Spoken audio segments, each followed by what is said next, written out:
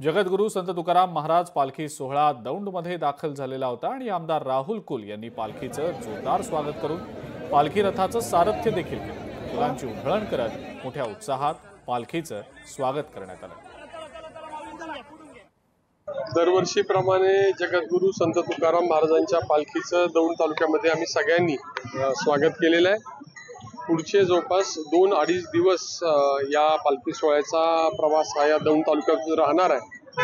आम्ही नेहमीच एक अतिशय पवित्र वातावरणामध्ये पालखी सोहळा संपन्न होत असतो, परंतु यावर्षी वरुण राजाची कृपा झाल्यामुळे अजून उत्साहाचं वातावरण आहे, संख्या जास्त आहे आणि या सगळ्या संख्येचं नियोजन करण्यासंदर्भातली सगळी तयारी प्रशासनानं केलेली आहे आणि त्या माध्यमातून सर्व भाविकांना चांगल्या सोयी व्हाव्या, त्यांची गैरसोय होऊ नये अशा पद्धतीचा प्रयत्न आमचा सगळ्या कार्यकर्त्यांचा।